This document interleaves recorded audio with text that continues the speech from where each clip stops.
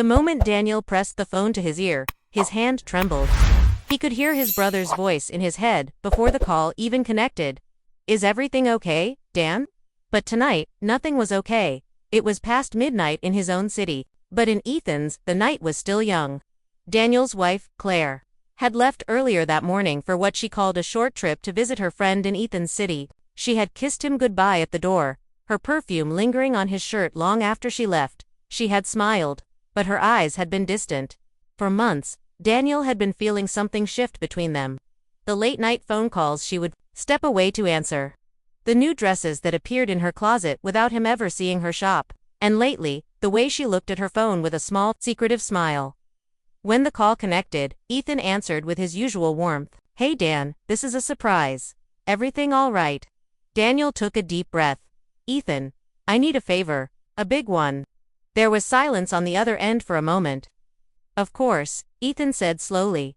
"What is it?" Daniel's voice was low, almost ashamed. "Claire's in your city. She said she's staying with a friend, but I can't shake this feeling. Could you check? Just see who she's with." Ethan didn't respond right away. "Dan, are you sure? You want me to do that?" "Yes," Daniel said, his throat tight. "I need to know. I can't keep wondering like this." After they hung up, Daniel sat in the dark living room, staring at the empty space where she usually curled up beside him on the couch. He thought of their first years together, how she used to hold his hand when they walked down the street, how she'd laugh at his terrible jokes, how she'd look at him as if he was the only man in the world. But lately, her gaze seemed to wander. 2 hours later, Ethan called back. His voice was quiet, careful. "Dan, I saw her." Daniel's chest tightened. "And she wasn't with the friend she told you about." Daniel swallowed hard. "Who was she with, Ethan?" There was a pause, a heavy one. "She was at a small restaurant near the river. She was sitting across from a man. They looked close, really close." Daniel felt the air leave his lungs. "What do you mean close?" he asked, though part of him didn't want to know. They were leaning toward each other, talking softly. She laughed a lot, and at one point, Ethan's voice faltered. She touched his hand across the table. Daniel closed his eyes, the image burning into his mind. "Did she see you?"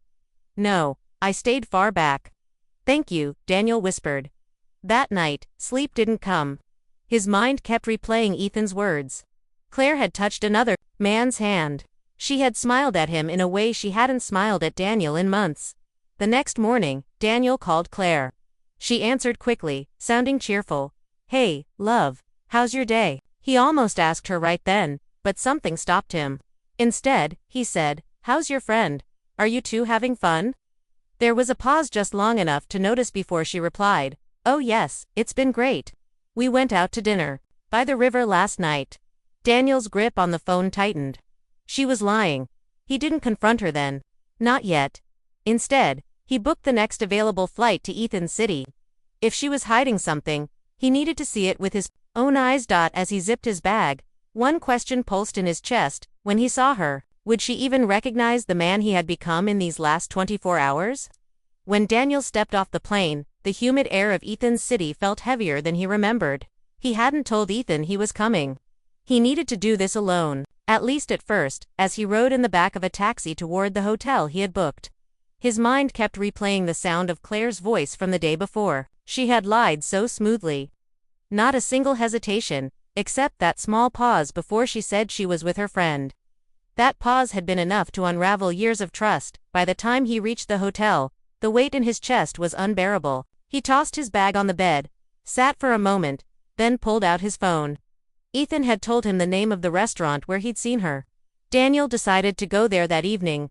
It was early evening when he arrived. The sun was setting over the river, painting the water gold. The restaurant's terrace was filled with couples leaning close over candlelit tables. His heart pounded as he scanned the crowd, and then he saw her. Claire was there, same seat Ethan had described. She wore a soft blue dress that fluttered in the breeze, her hair loose around her shoulders. And across from her sat the same man Ethan had seen, a tall man with dark hair, well-dressed, leaning forward as if every word she said mattered. Daniel stood frozen for a moment, the sounds of the city fading away. It was the way she looked at Jaime's bright lips, curved, that hurt the most. She hadn't looked at Daniel like that in a long time. He couldn't hear their conversation, but he didn't need to. When the man reached across the table and brushed his fingers against hers, Claire didn't pull away. She smiled. Daniel turned, walking away before they could see him. He didn't know where his feet were taking him until he found himself at the river's edge, staring at the lights shimmering on the water. For nearly an hour, he stood there, fighting the storm inside. Part of him wanted to confront her right then, demand answers. Another part wanted to remember her as she had been in their early days before. Suspicion and lies had crept in. His phone buzzed. It was Ethan. Dan, are you in the city? Daniel hesitated. Yeah, you should have told me. Ethan's voice softened. Where are you? By the river. A pause. Did you see her? Daniel's silence was answer enough. Ethan sighed. Come to my place. You shouldn't be alone right now. When Daniel arrived, Ethan was waiting with 2 glasses of whiskey. They sat on the balcony in silence until Ethan finally said, You know, there's a chance this isn't what it looks like. Daniel gave a bitter smile. I've been telling myself that for months. Then maybe it's time to stop guessing, Ethan said gently. Ask her. Face her. Daniel nodded slowly. And that's when his phone lit up. Claire was calling. For a long moment, he just stared at the screen, his heartbeat loud in his ears. Finally, he answered. Dan, you won't believe the day I had, she began, her voice full of light. He cut in, his tone steady but cold. Claire, I'm in your city. There was silence. Then what? Her voice trembled, just slightly. I saw you, he said quietly. At the restaurant. With him. The line went dead. Daniel stared at the phone in his hand. She had hung up, but a moment later, a new message appeared on his screen. We need to talk. Now. Daniel read Claire's message again. We need to talk. Now his hand tightened around the phone. For months, he had been chasing shadows in his mind. But now the truth was standing at his door, or soon would be. He sent her a simple reply. Where? Almost instantly, her answer came. Room 412, Riverview Hotel. Ethan, watching from the balcony, raised an eyebrow. That's close to here. You want me to come with you? Daniel shook his head. No. This is between me and her. The short walk to the hotel felt longer than any distance he had ever crossed. Inside, the elevator ride was silent except for the hum of the cables. By the time he reached her door, his palms were damp. He knocked. It opened slowly, and there she was. Claire stood barefoot, her hair slightly undone, her eyes wide but unreadable. Dan, she breathed, as if his name alone carried weight. He stepped inside. The room was neat, the scent of her perfume thick in the air. They stood facing each other, the silence between them sharper than any words.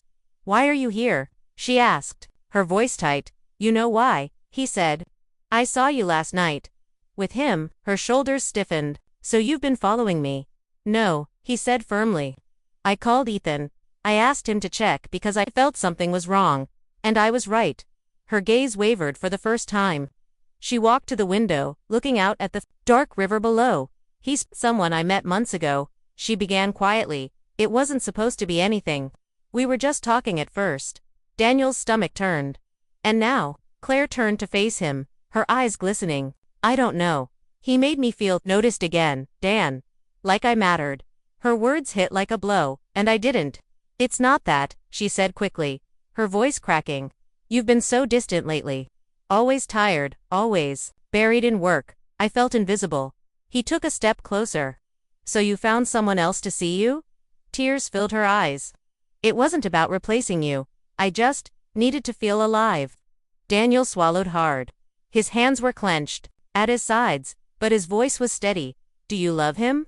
She hesitated long enough for the silence to hurt. I don't know. He exhaled slowly, as if trying to hold himself together. Claire, if there's even a part of you that thinks you might love him, then tell me now. Her lips trembled. Dan, I love you. I always have, but I'm not sure that's enough anymore. The truth was heavier than he had imagined. Part of him wanted to leave, to walk out and never look back, but another part, the part that still remembered her laugh, her touch, her warmth, wasn't ready to let go. She stepped closer, her hand brushing his arm. I didn't sleep with him, I swear. But I can't pretend I didn't think about what it would be like if I did. Daniel's breath caught. Her honesty was almost worse than a lie. I can forgive you for meeting him, he said quietly, but I can't forgive the part of you that wanted more. They stood in silence, the city lights flickering through the window, painting their faces in shifting gold and shadow. Then Claire whispered, "He's waiting for me tonight." Daniel froze. What? Her eyes locked with his. "I told him I'd meet him, but I wanted to see you first. To know if there's still something here worth fighting for." Daniel stared at her, the words echoing in his mind. "He's waiting for me tonight." The weight of them settled deep in his chest, pressing the air out of his lungs. "You're telling me this? Why?" he finally asked, his voice low. Claire looked down at her hands. "Because I need to know if you'll fight for me. If you'll give me a reason not to go." Daniel's jaw tightened. "And if I don't?" Her eyes lifted to his, shimmering in the dim light. "Then I'll know we're already over." He stepped back, running a hand through his hair. "So you're putting my love on trial? One night to prove myself?" "No," she said softly. "I'm putting us on trial." The words stung, because they were true. Somewhere along the way, their marriage had become quiet, like a song that had lost its melody. And maybe she wasn't the only one to blame. Daniel's mind raced. If he let her walk out that door, she might never come back. But if he begged her to stay, would she be staying out of guilt or love? "Where are you meeting him?" he asked, her lips parted in surprise. "Why? Just tell me." She hesitated. "The same restaurant, 9 o'clock. Daniel glanced at the clock. 8:12. The seconds seemed louder now, each one a reminder that he had less than an hour to decide the future of their marriage. "Claire," he said slowly, "do you want me to stop you from going?" Her eyes searched his face, but she didn't answer. Daniel stepped closer. "Because if you do, you need to say it." Now, she bit her lip, silent. The lack of an answer cut deeper than any confession could have. He turned away, heading for the door.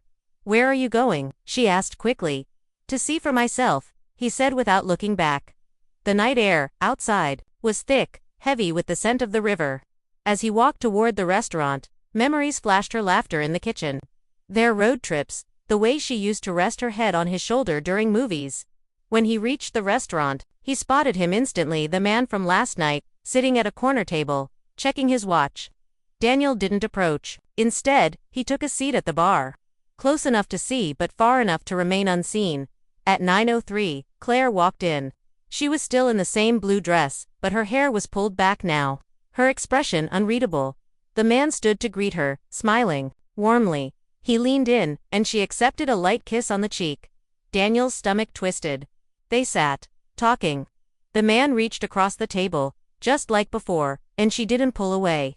But then her eyes flickered. She looked over his shoulder, toward the entrance, as if she felt something. Daniel followed her gaze and froze. Ethan was standing at the doorway, his expression dark, scanning the room until his eyes landed on Daniel. Before Daniel could react, Ethan walked straight to him. "You shouldn't be here," Ethan said under his breath. "I needed to see," Daniel replied. Ethan's eyes darted toward Claire and the man. "And what will you do when you've seen enough?" Daniel didn't answer. Because he didn't. No. At that moment, Claire looked over again, and this time she saw him. Her face paled. She stood slowly, the man beside her, looking confused. And as she started walking toward Daniel, every beat of his heart felt like it might split him open. Claire's heels clicked softly against the wooden floor as she crossed the room. Her steps measured, almost cautious. The man she'd been sitting with rose halfway, his eyes narrowing in confusion. Glancing between her and Daniel stayed seated at the bar, his drink untouched, his hands clenched around the glass. Ethan stood beside him, tense, like he was ready to step in if things turned ugly. When Claire reached him, her voice was low but urgent. "What are you doing here?" Daniel met her gaze evenly. "I told you I needed to see for myself." Her jaw tightened. "And now that you have, now I know," he said quietly, "that you can't hide behind half-truths anymore." She glanced at Ethan, then back at Daniel. "Can we go somewhere private to talk?" "No," Daniel said firmly. "If this man is part of our story now, then he can hear the truth too." Her lips pressed into a thin line. "Dan, please," but it was too late. The other man had approached. He was taller, up close, with a calm but sharp expression. "Is there a problem here?" he asked, his voice smooth, like he already knew the answer. Daniel turned to him. "You tell me. Are you in love with my wife?" The man's eyebrows lifted slightly, but he didn't flinch. "That's not a question I'm going to answer in a bar." Claire stepped between them. "Stop this, both of you." But Daniel's voice was steady, almost calm. I'm not here to fight. I just want to hear her say out loud why she's been spending her nights with you instead of me." The room had gone quieter, the low hum of conversation fading as nearby tables sensed the tension. Claire's eyes glistened. "Dan, I came here tonight to tell him it's over." The man looked at her sharply. "Is that true?" She nodded slowly. "Yes, I was lost. I thought what I felt with you meant something, but seeing Daniel here, knowing he came all this way, made me realize I can't throw my marriage away for a moment of feeling wanted." Daniel's chest tightened at her words, but he didn't speak. He wanted to believe her, but trust was a fragile thing, and right now it was in pieces. The man took a step back, his face unreadable. "Then I guess this is goodbye." He turned and left without another word. For a long moment, Daniel and Claire just stood there, surrounded by strangers, the air between them heavy with everything unsaid. Ethan finally spoke, breaking the silence. "You two should talk, really talk, but not here." Outside, the night air was cooler, the river reflecting the lights of the city. They walked side by side, but not touching, until they reached the edge of the water. Claire stopped, her eyes on the rippling surface. "Dan, I need you to know that I never stopped loving you. I just lost sight of it for a while." Daniel's voice was quiet. "And how do I know that if I take you back, you won't lose sight again?" She turned to him, tears spilling now. "Because I've seen what it feels like to almost lose you. And I can't bear it." For the first time that night, he reached for her hand. She took it, holding on as if it were the only thing keeping her from falling. But even as their fingers intertwined, Daniel knew this wasn't the end of their story. It was only the start of the hardest chapter yet, learning to forgive. And as they stood there, a shadow moved in the distance, just far enough away to be unnoticed by Claire. Daniel saw it, a figure leaning against the rail, watching them. It was the man from the restaurant? Daniel's heart thudded as he watched the man in the shadows. The same one who had walked away minutes earlier now stood across the promenade, hands in his pockets, gaze fixed on them. Claire noticed his silence and followed his eyes. When she saw him, her breath caught. Why is he still here? Daniel's voice was low. Maybe because it's not over for him. The man pushed off the rail and walked toward them, his steps slow, deliberate. Daniel's grip on Claire's hand tightened. But he didn't move. When the man stopped a few feet away, his expression was calm, almost too calm. "I'm not here to cause trouble," he said evenly. "I just wanted to say one thing before I leave." Daniel's jaw tightened. "Go on." The man's eyes moved to Claire. "You're making a mistake." She flinched, but kept her voice steady. "No, the mistake would be walking away from my marriage without trying to fix it." His gaze sharpened. "Fixing something that's already broken isn't the same as pretending it was never broken." Daniel stepped forward. "You've said what you came to say. Now leave." The man studied him for a long moment before giving a short nod. "Take care of her, because if you don't, someone else will." And with that, he turned and walked away, his figure fading into the city lights until he was gone. Silence settled between them again. Claire turned to Daniel, her voice trembling. "I'm sorry you had to see all of this. I'm sorry I made you doubt me." Daniel looked out at the river. "Sorry doesn't make it easier, but it's a start." They stood there, the hum of traffic behind them, the water lapping softly against the pier. Finally, Daniel spoke again. "We can't go back to how things were. That's gone, but maybe we can find something new, something better." Claire's tears fell freely now. "I want that. I want us. I'll do whatever it takes." He studied her face, the woman he'd loved, the woman who had hurt him, the woman who was still standing here, asking for another chance. And he realized that love wasn't about never being wounded. It was about deciding whether the wound was worth healing. He pulled her into his arms. Her body trembled against his, and for the first time in months, she clung to him like she needed him more than anything else.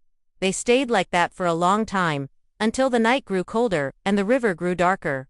Later, back in the hotel room, they really talked about the nights she felt invisible, about the days he had been too tired to notice, about the small cracks that had widened into a gap between them. There were tears, and there was silence. But there was also a quiet determination. The road ahead would not be easy. Trust would take time. But Daniel knew he had a choice to let this be the end of their story, or to make it the turning point. When dawn broke, light spilling across the city, Claire was still beside him, her head resting on his chest. And for the first time in a long while, He felt something deep in his chest, not certainty, not complete forgiveness, but hope. The man by the river was gone. But what stayed was her hand in his, and Daniel decided that, for now, that was enough.